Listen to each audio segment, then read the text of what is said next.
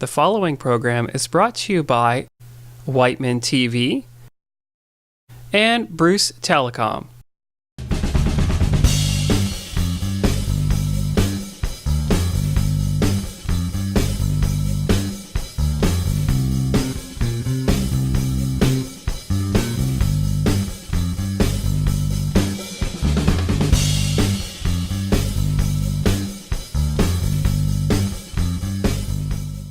Welcome to the show, Now and Then, with Homer Watson, Carl Ahrens, Barry McCarthy, and myself, Tony Luciani. When I got the call to participate in this exhibition, I thought I was the then, because usually I'm one of the older artists in exhibitions at group shows, but I'm actually the youngest, if you can believe it. The show means so much to be associated with three well-known, established artists. Barry McCarthy I've known for several years. His watercolors just blow me away as far as their exquisite technical ability and their atmosphere, and they're just so crisp and clean. And watercolor is one of the most difficult mediums that you can actually master. Because it can't be dirty, it can't be muddy, and his work is never that way. So I've always been in love with his work.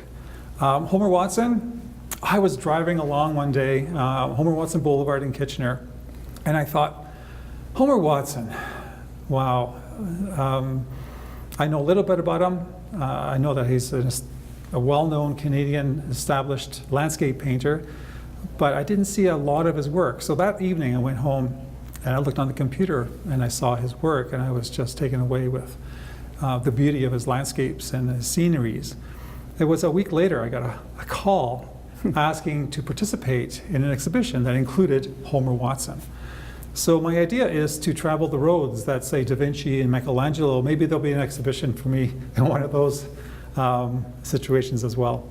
Anyway, so I'm thrilled to be here. I'm thrilled. This beautiful museum means so much to me, the Wellington County Museum. Through the years, have been a wonderful support for me. I've had a few exhibitions here, and the people and the building itself are just a marvel for myself and for my art career. So, Barry, up to you. Thanks, Tony. It's funny you mentioned receiving the call. I received that call too after coming back from vacation and picked up all our messages, and it was Sandu on the phone saying, would you be interested in showing with Homer Watson? And it was like, oh my God, like he's a rock star in our business. So I said, yeah, I mean, how awesome is that? And like Tony, I've shown here before, so this is going to be probably my 4th or 5th exhibition here. So again, I'm flattered they just haven't gotten enough of me and my work. So I said to him, I said, you know, I've even got a title going through my head. It's like Then and Now. And he goes, well, actually, the show's called Now and Then. I goes, you've got to be kidding me. That's too weird. So I said, yeah, I'm totally on board. We've even got the title of the show figured out. Just tell me what you want me to do. And he says, well, you're sharing the limelight with Tony Luciani. And I went, oh my God, you got to be kidding me. Tony and I show at the same gallery in Toronto, at the Lock Gallery. And he's got a big painting here that I've been aware of Tony's work for some time as well. I mean, being in a small town of Durham and me being in Elora, it's kind of hard to rise above everybody else. I mean, this is called hard work. This is a hotbed of artists. There's sculptors and poets and jewelers and printmakers and painters here, and there's like 85 to 100 artists that are here, and they're here for a reason. I'm just part of that, and been in the area for 40 years and just quietly worked away in my studio, as we both have, you know, working on our own ideas, and then eventually coming out of our space, and then having a show in Toronto at the Lock Gallery. And it is, I don't know, Tony hasn't mentioned this, but it is lonely business. You spend a lot of time by yourself. Because I taught for 30 years, it made it a little bit easier to talk to crowds, where most artists have a hard time talking to crowds because they spend so much time alone. So it's not just about Tony and I, it's about Homer Watson and Carl Ahrens, who's pretty much an unknown. And we're so grateful to be connected with these two gentlemen. I mean, they're folk heroes and, like I said, rock stars in our business. Homer Watson knew William Lyon Mackenzie, they were buddies. And he lived in Dune Village in Kitchener and did oil paintings all his life, studied a little bit in Europe. And his work throughout his career moved along nicely. His style changed, his colors changed, his compositions have changed, and we're all the better for it because we get to study these guys and learn from it. And Carl is sort of this unsung hero. Oh my God, I mean, as Tony was saying, he really is very good and yet not very well known, and that's a shame. I guess maybe he was overshadowed by his buddy, but doesn't matter. He's in here now, and so are we, and we're so grateful and lucky to be exhibiting with these two gentlemen. I'm not sure what they would say if they were here, but I'm sure it would have been very welcoming. Anyways, we're going to move around. This is, again, what Phil has done. He's put 4 of us together in this nice little group. You can see how he has blocked things so nicely and then laid out the cards. Like everything is a nice pattern and nicely laid out, and that's just one example of what we see all around the room. So I'm not going to hog the time and the space here. Tony, do you want to take the group to, or take Adam to one of your pieces and maybe talk about when and where and why? Let's start from one end and go around the... We could. I had this painting at Nancy Poole's studio many years ago. Actually, it was Nancy Poole's or Lock Gallery, I can't remember. Same location, same space, different name. And one of our, I call her my art mama, is Joan Martin at Nancy Poole's studio, and she came up to me and said, Tony, this painting's been hanging on the wall for 2 weeks, and people keep coming in, the same people sometimes with different groupings, and they stand there and they talk about this painting, and they talk about the essence of the painting, what it means, why the wind turbines, why the Catholic Church, why the cemetery, what does it mean? Because they're talking about the death of farmland. They're talking about the Catholic Church and the diminishing aspect of that. And so they come to me and they ask me, what does it mean, Joan? And I say, well, the artist doesn't reveal what he means by his work. It's whatever you want it to mean, that's what it is. Anyway, so I walk in after this, and Joan comes up to me and says, Tony, what does this painting mean? I said, Joan, you told me years ago never to explain my work. I know, but I need to know. I need to know. And so I said, are you sure? I said, yes, otherwise I'm kicking you out of the gallery. So I explained to her, well, there's a small town near Durham called Shelburne, and it's full of wind turbines. And there is this country church, but it's not in this position. I've juxtaposed the wind turbines behind a cemetery just for my own reasons. And every time I drove through Shelburne to go to Toronto, as my way through, I would see these wind turbines. And I'd start humming and I'd start whistling. Look on the Bright Side of Life, Monty Python, which is the last scene of the film where you have this silhouetted scene of all the crucifixes and there's whistling and singing, Look on the Bright Side of Life. And so that's what I meant by it, my own reasons for whistling and humming. And Joan looked at me, she said, you're right, Tony, never explain yourself. So that's the story. No, don't tell that story. Anyway, I just did. So it's also in a book that I had written that explains the story, just in case in 200 years from now, art critics, they go back to the death of farmland and the Catholic Church and wind turbines and so forth.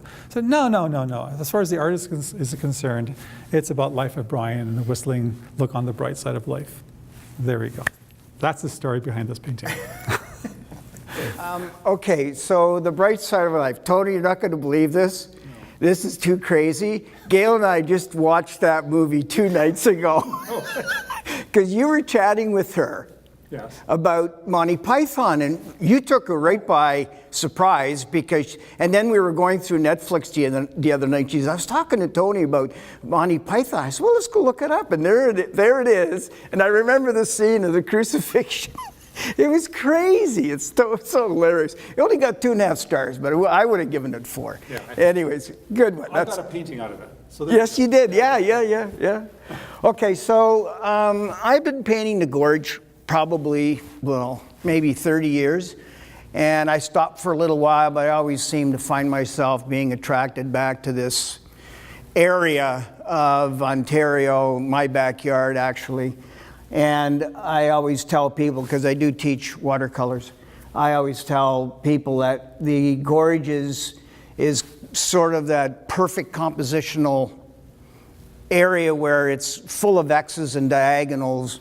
And part of the wall depending on what time of day it is, one part of the wall is lit up like a Christmas tree and the other part's in shadow. So you get your yin-yang element in a painting, which the brain likes to see. But this painting, I did this winter, particularly for this show. I wanted to revive my Elora Gorge series again. And I mean, I didn't take anything out and I didn't put anything in. And it's just a love affair that I have with rocks, trees, and sky, and triangles and X's. You can see how your eye will make a wedge coming up through the light in the water to this rock, and then you see these massive shapes coming down. And these rocks introduce in the water, and these rocks introduce and sets the stage. This is pretty much the background. So it's called Low Levels on the Irvine, and I think maybe it might sound a little bit corny, but we're fighting Save Our Water here in this county, and Nestle's is threatening to dig a well, and hence the title Low Levels of the Irvine. It's my little way of getting back at some of the political issues that we're dealing with here. I know it's a bit of a stretch, but even though it looks like a safe painting, and that's the other element I like about painting, is they could look very safe and romantic, yet there's an underlying foreboding element, maybe a little bit of angst there that I certainly found that in the icebergs, when the icebergs were melting off Baffin Island and coming down across Newfoundland. I mean, oh my God, to me it was the end of the world. And that, as artists, as Tony and I, we see things that we're either driving or walking, riding our bike, on a motorcycle, whatever. We see things that we want to make a statement about, and we're lucky enough to be affected by that like ordinary people, but we get to make a statement with it and relive it for 2 or 3 weeks and get to sign it and go, okay, that's where I want to be, like Tony's windmills. I mean, not everybody likes these things. Everybody likes the Elora Gorge, but nobody likes having our water stolen. So it's our little way of, this is who we are and this is why we do it. I think Tony and I were chatting earlier off camera about being in the moment and always searching light, which seems to be a celebration of where you are at that particular time.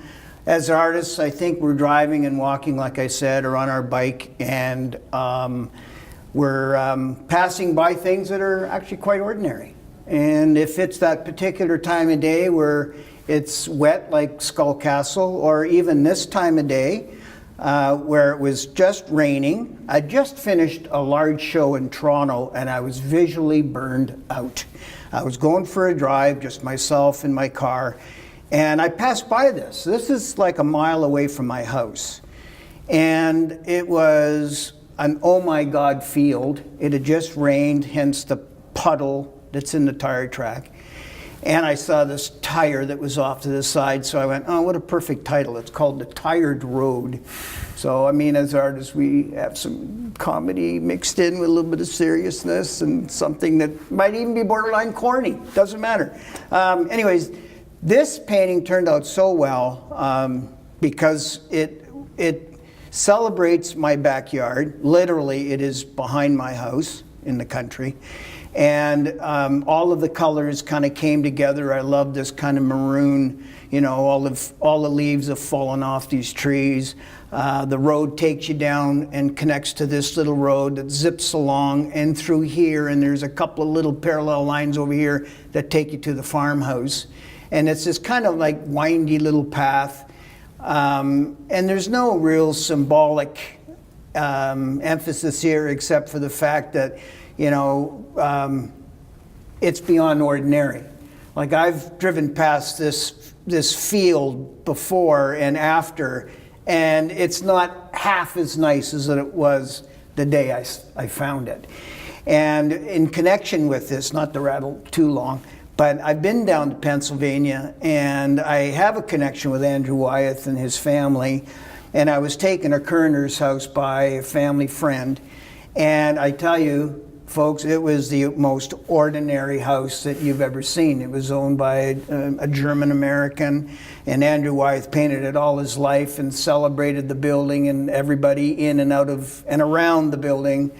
And I think this is it for me too. It's ordinary.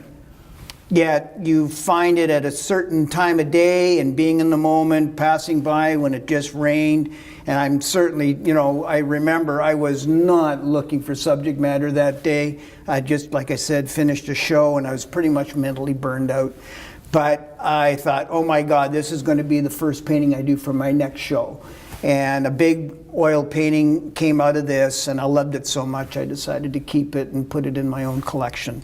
So this actually hangs in my bedroom, and I just love looking at it, and I'm really glad Sandu picked it out as well as being a strong little watercolor.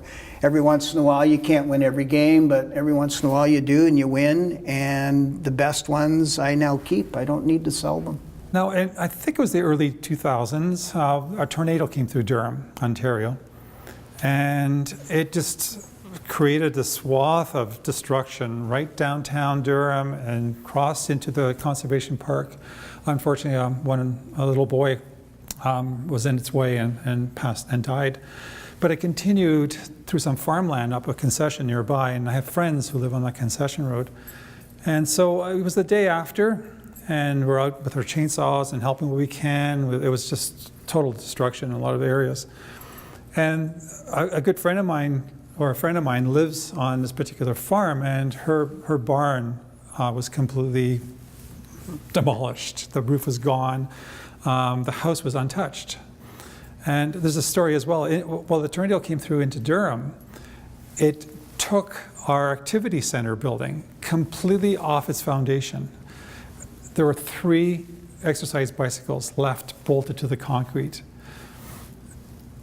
100 feet away, there's a senior's residence. Pansies were still in the pots, untouched. So anyway, I was there the day after, helping my friend clean out her, or just to clean things up. And I thought, wow, the light, the sun was out, the sky was blue, but everything was just completely demolished, fallen down. So I thought, what a crazy, eerie feeling I'm having. It's the aftermath. And I started this painting with a blue sky and just a fallen down barn with rubble on the ground. And I called it Aftermath. I even signed it. And I looked at it after I finished it. I said, no, it looks like just a decaying, fallen down barn. To me, it meant something. To many other people who look at it, they wouldn't realize that a tornado had just come through the day before.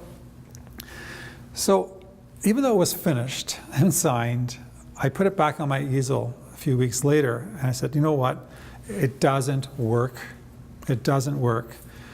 It needs something, and I need to destroy it like the tornado did. So I created this ominous sky with a tornado in the distance, and I started throwing a lot of the debris up in the air as if it had just come through, and it's still having things in the air.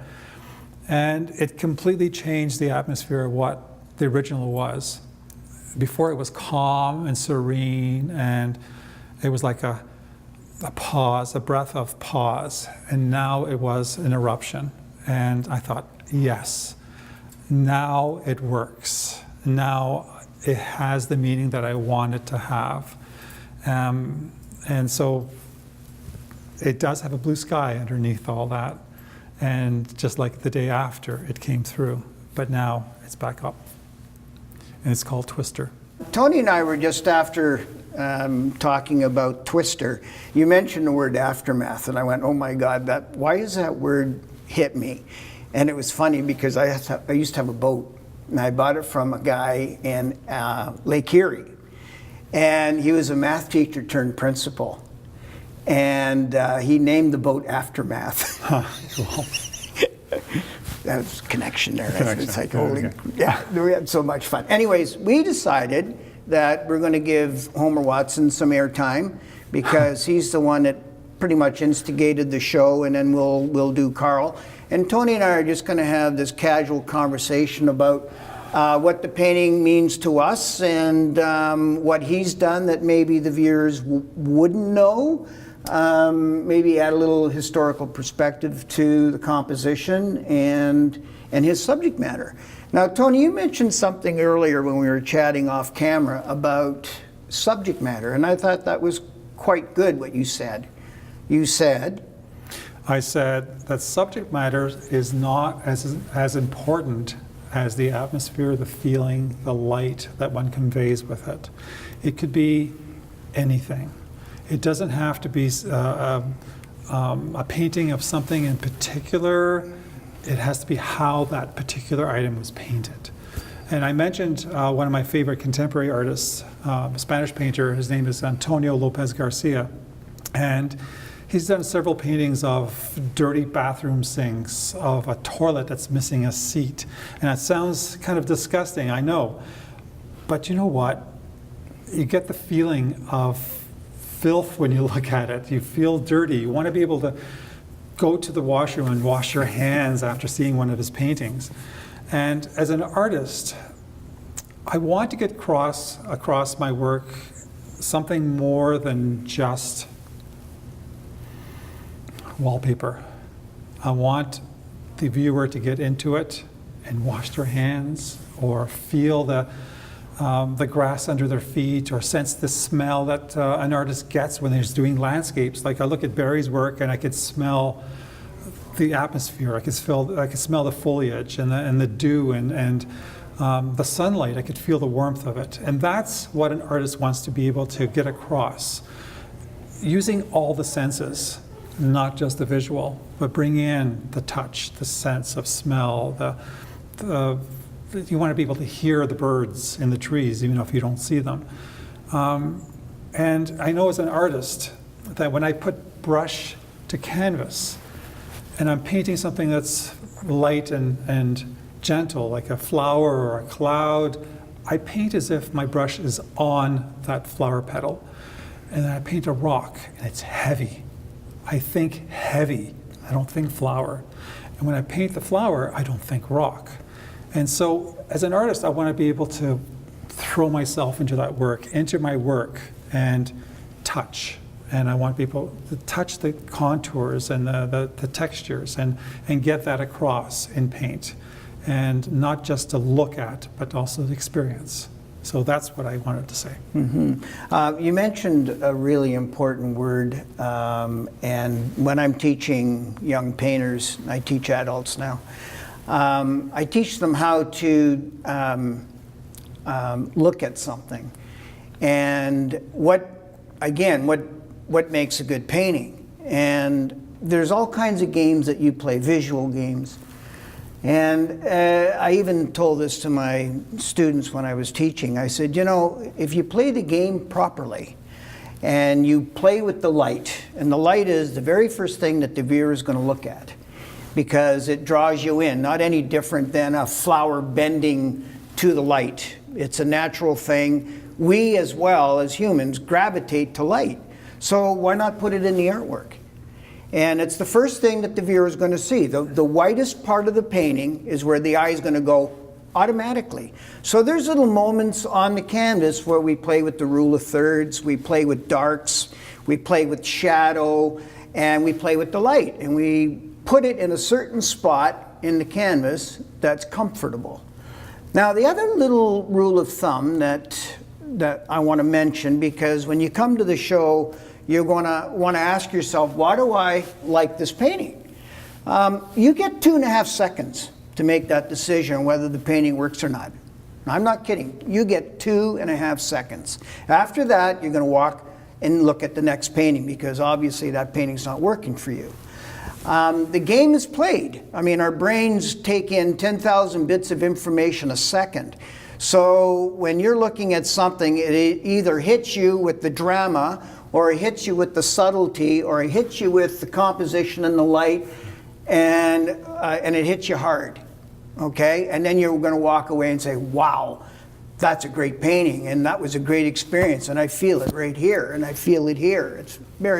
It's an emotional experience. When Tony and I were walking past this wall, I looked at this, and I wanted to say something about Homer and what makes him famous. And he, if you notice, the colors are quite muted, as opposed to the work that Tony and I do. Our colors are a little more high key. And you know, the reason for that is because the paint available back 150 years ago just wasn't there. Red was really expensive, blue was really expensive, and a lot of the pigment you could either buy in Toronto, and because he lived in Kitchener, he probably had to go to Toronto to get his paints from the art stores, certainly nothing around Kitchener, Waterloo, or Guelph. And if it wasn't in Toronto, they had to probably ask for it from France or England. And that's where the great painters were. And the lapis lazuli and the reds, which have bits of gold in it, I mean, this stuff was really expensive. So you see a lot of Homer and Carl's work is quite muted and brownish. And this is, to me, a narrative painting, and it's just a huge Cornelius Krieghoff painting as far as I'm concerned. I don't know about you. And the composition. Yes, go. Look at the ladder. Look at this. Right. Coming across, bring it back down, bring it back down. It keeps your eye within the work. You're not looking at it and then moving off to the next work. You're actually within the work. It keeps you in. Right. Now, Making a circle. I have a question for you, mentioning color. Do you know where alizarin crimson comes from? That's a deep wine color, the red pigment. I think you're going to tell me because I don't know. Do you know how expensive it is? Yes. All the cadmiums are really expensive. Alizarin crimson, the color, the powder pigment, they originally came from South America, and they were farmed, specially farmed ladybugs, but they have to be grandmothers. And once they're grandmothers, they are powdered, they're pummeled and made into that pigment. Wow. That's why it's so expensive. Oh, wow, that's cool. And then the earth colors, of course, comes from the earth, so it's less expensive. Right, the ochres browns and siennas and so forth. Right. So there you go. So that brought back to memory what Good the one. crimson color is from. Okay, so focal point, I think we can both agree it's the gentleman Yes. at the horse. And if you notice, he's in that rule of thirds that most photographers know about. It's in that quadrant, and that's a comfort zone. Okay, and one of the most difficult, not impossible, but one of the most difficult spots on a painting is in the middle, or way down here, because it throws the balance off. And if you notice, if you squint your eyes, which is another device that we use, you'll notice all the little tops of the sheet roll rhythmically across the canvas on the horse, and this is what he's done to control the light. I think Watson is primarily self-taught, but I think he might have taken some lessons in Europe because, well, you can teach yourself how to paint. I pretty much am self-taught, but I did go to school, but I did abstract. And again, I mean, abstract, you know, the underlying structure of a realistic painting has abstract concepts, doesn't it? Mm-hmm. I mean, you have to know those rules. Absolutely. In order, it doesn't matter, like you say, subject matter is immaterial. But this is a narrative painting. It's very safe. It's probably, you know, Kitchener Dune Village, because that's where he painted. And it has a European look to it, which was very popular at the time, and people with lots of money that had moved from England and France to Canada wanted to be reminded of Europe and their hometown and their country. So a lot of the paintings done back 1880 in that time period looked like Europe, and that was probably not a bad idea if you were trying to, you know, paint for money. I mean, this is your bread and butter. You have to sell paintings to survive. They were selling them to people who were not born in Canada but born in Europe. So it has a European flavor to it. As a painter, next to my easel, I always have a makeup mirror. It's just a small handheld mirror. And when a work is compositionally complicated, like this one is, I will look at it in reverse. And if it works in reverse, then it works with just looking at it like this. Sometimes when you look at something in reverse, it's off. It's heavy on one side, which means that your eye is conditioned not to see the mistakes when you're working on something so elaborate. So looking at it in reverse gives you a fresh eye, almost like putting the painting away for a few weeks or a month and then looking at it again. You come back at it with a fresh eye. Having a mirror looking in reverse is a little trick that a lot of artists use to see that fresh eye immediately, and then you can correct. So I don't know if he did that, but I would do that with this one as well. And it's interesting that Sandu put this painting on the same wall as my horse and mannequin painting, Lost in Transition, because the composition is very similar. I used spider webs, bringing your eye down, and some beams, and I kept that rule of keeping your eye within the work so it doesn't make the viewer want to leave it and go on to something else. The painting should make you want to stay, and having little subtle things like beams coming down this way, bring your eye back to that main character. That is very important. The also little thing that I noticed is that as an artist, a lot of people don't really see it offhand, but the real subtle moon, the drip of the water from the bucket, little things that the artist would use just to complete it. It's like that little touch-up at the end that may be invisible to a lot of viewers, but to the artist, it's something, that last little percentage to make it complete. And I know I do that with my work as well. Little details. I noticed that his, the brushwork, and then for the hay, he would probably use a palette knife, and just, because I see the lines are very, very straight, and you just quickly added the straw. Right. So I love going into museums and galleries and looking at a work, and the most important part for me as a painter is not the finished painting, it's the process. How the artist went from nothing to something. It's that voyage between the two that I'm more interested in than the final work.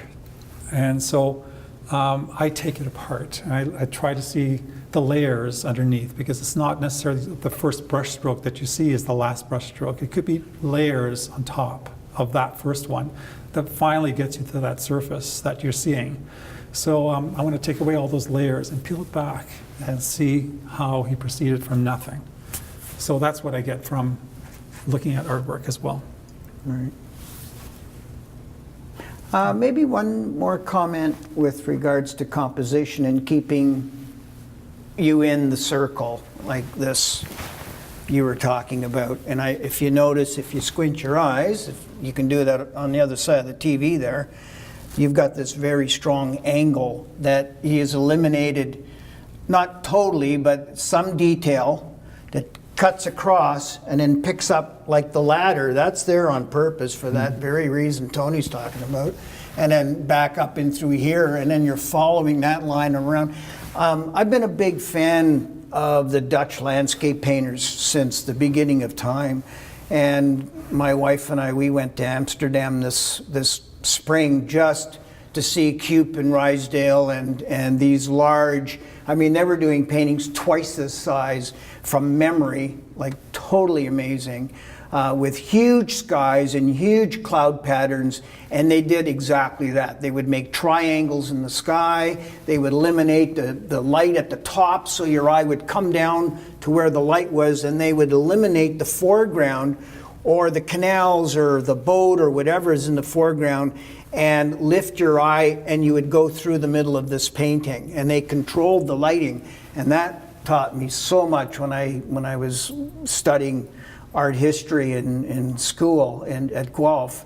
And you see it here. I mean, it's right here. This is the beginnings of how you learn how to paint. And as Tony was saying, it's not always about the detail, but for me, it's an emotional experience. That's what I bring to the painting. And I'm a big fan of Cornelius Krieghoff, the narrative from Quebec, the Group of Seven. It's just, you know, and it's all here, all of those elements. And that's why I think I wanted to pick this painting to chat about. So Tony, you can pick out Carl Ahrens' piece, because we both agree this is an unsung hero in Canada. And he's very good. He's as good as Homer Watson, in some cases better, in my opinion. And not too many people know about him. So we're proud to be in the same company as him. So if you want to pick out a Carl Ahrens, and then we can chat about it. Okay. Okay, good. That's good. Thank you. Today, drawing is lost. No one draws as much anymore. With the digital camera, we go from taking a photograph to a painting. The process, which I talked about earlier, involves creating something from nothing. And there are steps along the way to get to the final stage, like they did many, many years ago. And in that sense, you become one with the process, with the works that you do. A lot of artists nowadays, they take a photograph and it's a painting. And I've done that too. So I'm not saying it's a bad thing. I'm just saying that's the process. That's how things are done nowadays. So the drawing aspect is mostly lost to a lot of artists anymore. A lot of artists can't draw. Now you're talking about classical drawing classical too, drawing, right? yes, and the steps that involve, from sketching to more elaborate, to the process as far as getting your ideas on paper and then worked out, manipulated, changed until you get the composition you want and the light you want and gray tones. I so agree with you. I've been to Guelph and looked at some student work, and I'm sorry, I hate to beat up other schools, but the drawing's not there. No. It's not like people, like you say, they've lost the ability, or they're not interested in developing drawing skills for structure. True. And so anyways, I didn't want to interrupt, but this is one of yours here, and you've got to tell the audience what it took to come up with this, because it's an incredible story. Well, this is a study, a drawing for a painting that is not here in the show, Oil on Canvas. But a little town north of where I used to live in Harrison, Clifford, actually where Wightman is from, I travel along this little road, Highway 9 going up north, and I would see this antique store many times. And I decided I needed to do a work, but I picked a terrible time to stand in front of it to take a photograph as a reference for my studio, because it was the day after Christmas. It was minus 1,000. It was, the snow reached easily a foot above the glass here. So this is all covered in snow. But I used the idea, the building signage and so forth, and I used that as my bones, and I made everything else up. It's all fabricated. The mannequin is still in there, the one that was with the horse.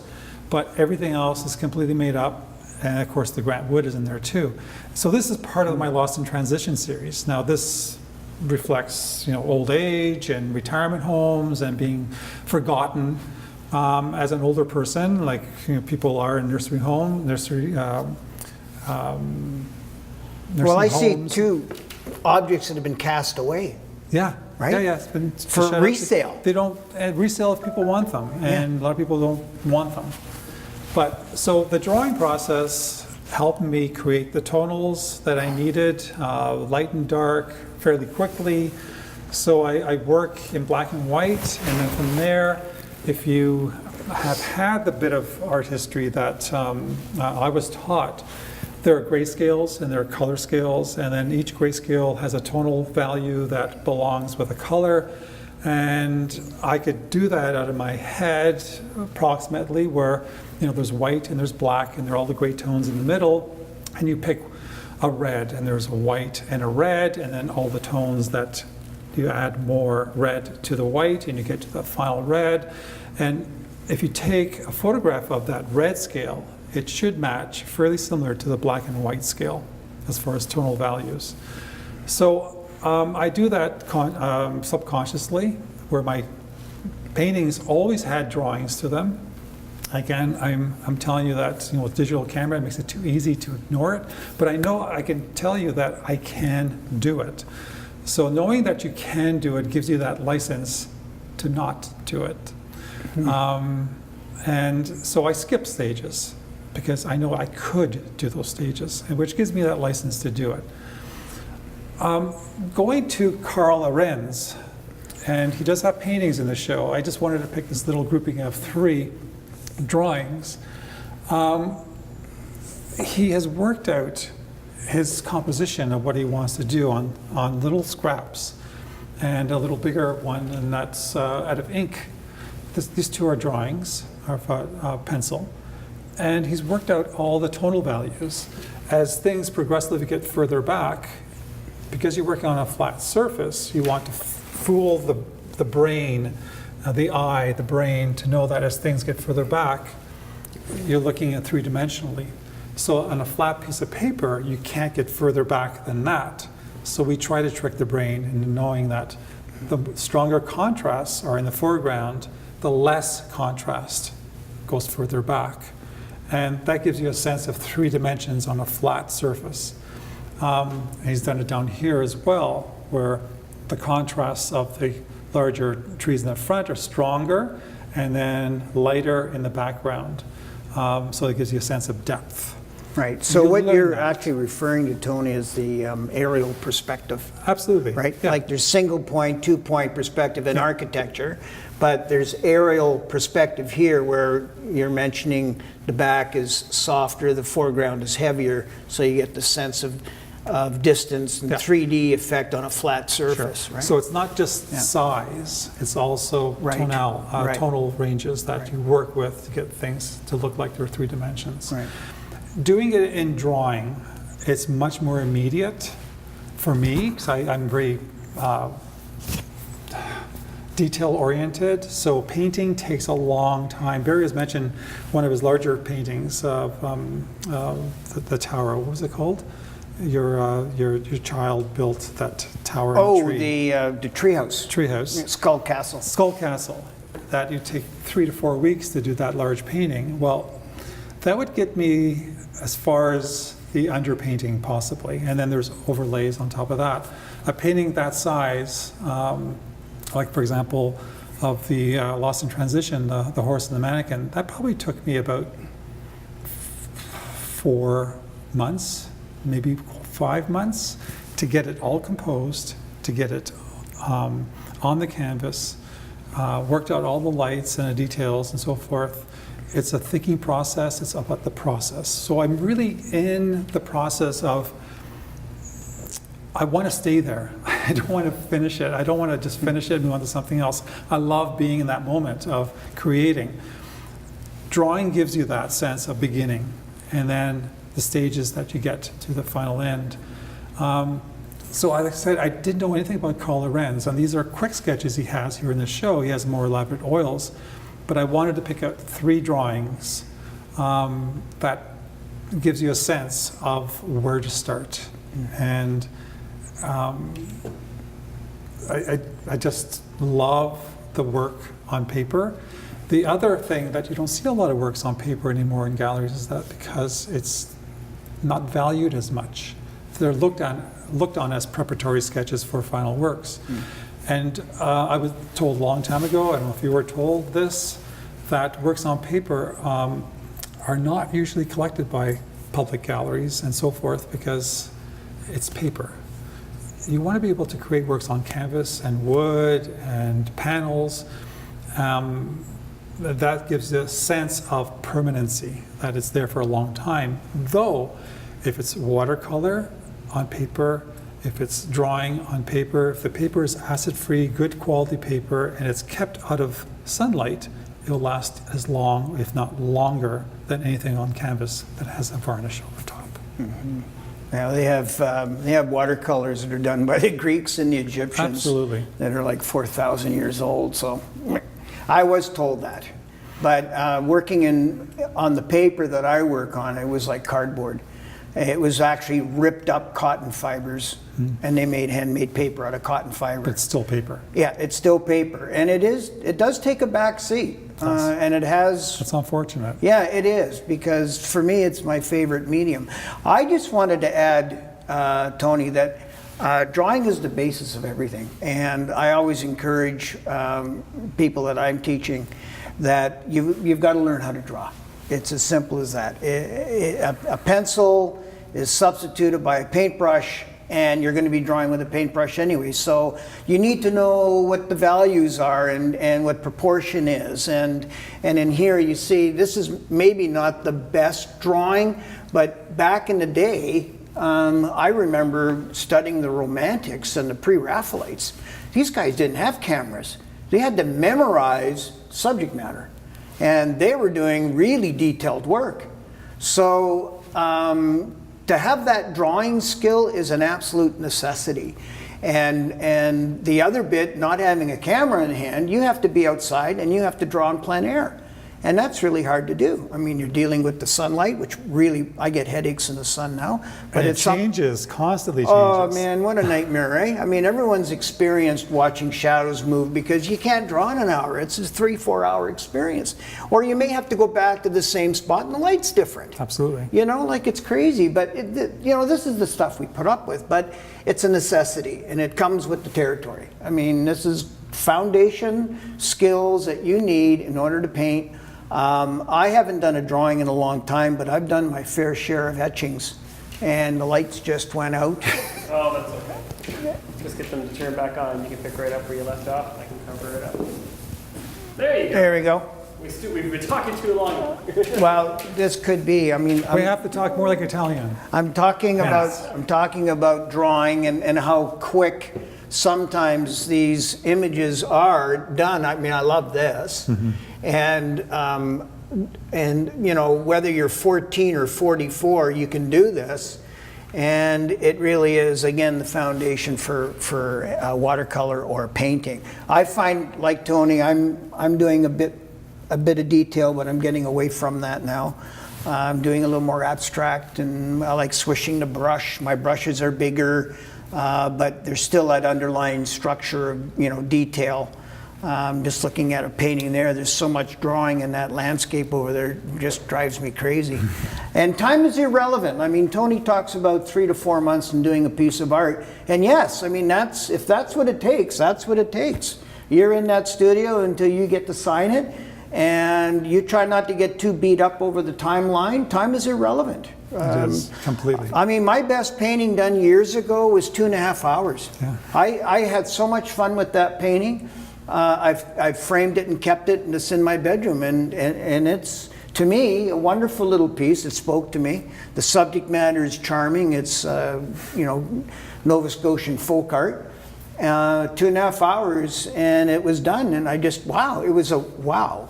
2.5 seconds, 2.5 hours. What's with the 2.5? I don't know. Anyways, should we look at one Carl Ahrens painting? Because he was a master of color as well as, you know, drawing and stuff. Both these guys could draw. And you can see even with Tony's work how important drawing is. And he has the skills, and that's what you need. If you want to do what we do, put in your 10,000 hours of hard work, and you can be an artist too. It's like having a child, but the child winds up in your household at 20 years old, and you've missed the birth, you missed the teens, you missed the adolescence. Yeah. It doesn't feel the same way having a 20-year-old in your house unless you had it coming in from the hospital at birth Yeah. And raising that child, Yeah. the process of raising that child at 20 years old, Yeah. it's not about the 20-year-old, the final work. Yeah. It's about the process of Absolutely. getting Yeah. there. Yeah. It means so much more. Yeah, yeah. You got to have the hard work done, right? You got to understand foundation. Absolutely. And that's raising a child. And understanding it and doing it are two different things. You don't have to do it if you understand it. It's your choice. But if you do it because you don't understand it, you're missing. You are. You're missing. There's an You're missing element so in the artwork that's going to be missing, and Absolutely. people aren't going to get it. Right? I figure, Barry, that the 40 years I've been painting professionally, that I would say 10, 12, maybe even 15 years of it has spent stretching canvas, putting gesso on, sharpening pencils, doing underlying drawings, preparing my canvases for my painting. And nowadays you don't really have to do as much anymore because you can transfer things much more quickly. Spending all that time getting to that point where you can start painting, I know the process of getting there with the grids and the enlarging of small drawings into larger things with grids and so forth, or tracing paper, tracing your drawing and then tracing it onto canvas, and you don't have to do that as much anymore. But I understand how to do it, and when I create something that misses those steps, Yeah. I'm still aware of those steps. Well, you're good enough now that you can take those shortcuts because you've already done that early Absolutely. preparatory Yeah. work. And to teach somebody how to draw, it's not any, like, copying is still a great skill. And it's still a great preparatory endeavor to get where you want to be with painting. Classical drawing, we mentioned that word earlier, where older teachers would teach their students how to draw, Roman Greek casts and get the lighting. Repeatedly, over and over and over, different angles. That's your homework. Absolutely. Yeah, and you got to do that to get where you want to be. I had someone come to me many years ago who wanted to take art lessons from me, but wanted to expand her painting. And she brought her samples with her like I asked. And I said, you know what, in order to expand your painting, let's start from drawing, because your drawing is missing.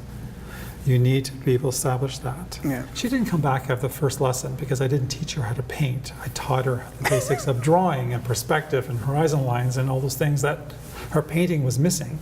In order for her to fulfill her needs and wants with her painting, she had to back up because she missed a whole slew of preliminaries before you get to that stage. And she wanted something immediate. And I'm sorry, it doesn't come that immediate. It doesn't work that way. So, there we go. So we thought it wouldn't be fair just to do Carl in pencil and black and white. I'm so pleased that it's sitting beside Skull Castle. I love this watercolor. For me, it's my favorite Carl Ahrens.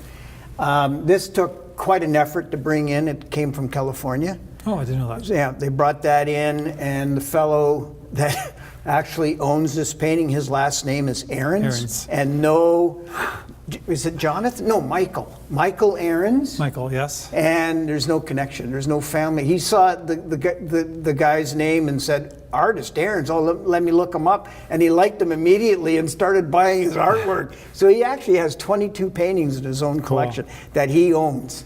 Anyways, this is so gentle.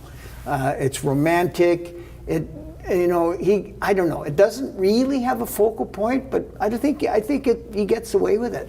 Technically, he's working wet into wet and then dry on dry, and he's got these little bits here that he's left puddles, and he knows exactly what he's doing because these little puddles help to anchor the painting.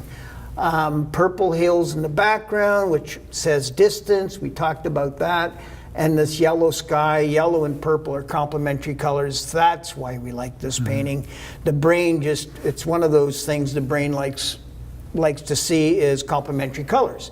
So red and green and blue and orange and yellow and purple. And for some reason, the group of 7 discovered it. I used to know the guy's name that did the science on that. He used to teach it. Anyways, the French Impressionists knew it, they played with it, and it was, oh my God, technology and science discovery. Anyways, that's my little bit, and it's so simple, and that's the beauty of it, simplicity. Okay, you can hop in there, Tony. Absolutely. Again, the complementary colors. I noticed in Barry's work very evidently that he uses cool and warms constantly, one next to one another. There's a story that a woman who was with the gallery that we are with now, formerly Nancy Poole Studio, did a whole series of paintings that were based in France. And she used to sell, she sold everything she did, but they were interiors. And her colors are vivid, beautiful reds and greens and yellows and purples. Is that Mary Pavey? No. Oh. I won't give her a name. Okay. In case she sees this. But that's not a bad story. But she came back from France doing landscapes, plein air, out in the open, and her paintings were missing that punch. That she did greens, but there weren't any reds. She did blues, but there weren't any, oranges, and nothing was selling. And I went to their opening, and she looked really despondent because usually her work sells just like that.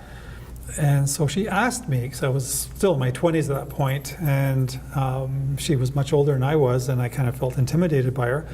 But she asked my opinion. I said, and at that point I did watercolors too. I said, perhaps it's because you're missing the color. If a tree is brown, has browns and so forth, the shadows should have some cools in it. If this part of this field has cools and greens and blues in it, perhaps it needs some reds, oranges, and yellows in it, and give it that vibration that you had in your interiors. She took them all off the wall after the day of the opening, took them all home, and after the weekend brought them back, and she had added different complementary colors. She sold out. Oh my God, what a great story. Thank you to me. I give myself credit for that, but I'm over-exaggerating a little bit, but it's true. Complementary colors make the work vibrant. It keeps it away from them being monochromatic and dull, and adding that sense of vibration makes the work move. It's alive, and it just feels good. I think that vibrant is a good word. Mm-hmm. Yeah, those two colors together, they start to pulsate. And they could be very subtle, but it still vibrates. Yeah, I agree. Anyways, Tony, thank you, buddy. It's a real pleasure. We're just really getting to know each other from this show, even though we're showing at the same gallery in Toronto, and we'll give a lock gallery punch. Sure, down absolutely. On 16 Hazelton Lanes. Anyways, we both show there. You can Google us. We have our own websites and stuff. But it's been an absolute pleasure, Tony, to share the space with you. I'm so grateful.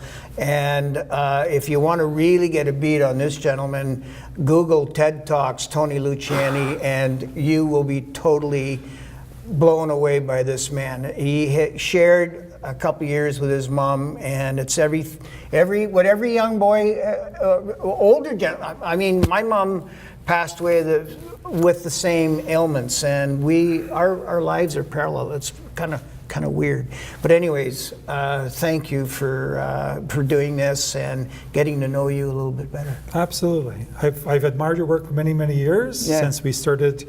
I remember we had a show together in separate rooms at the Kitchener-Waterloo Art Gallery. I remember that, yeah. And you had the major space. I had a little corner. And I remember going around and seeing your massive watercolors, and I thought, my gosh, this is fantastic. So thank you. I really appreciate our friendship. Yeah, great. Amen. Thank you. My pleasure.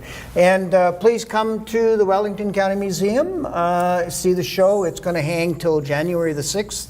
It's their Christmas show, and I know the museum would love to see you here, and we hope you enjoy what you see. And there's more to the museum than just the show. There are different displays on 2 floors, 3 floors, 2 floors. Some of them are permanent. This building used to be the poorhouse in the middle 1800s, and it's alive with activity, even though in spirit. Thank you. Anyways, thank you very much.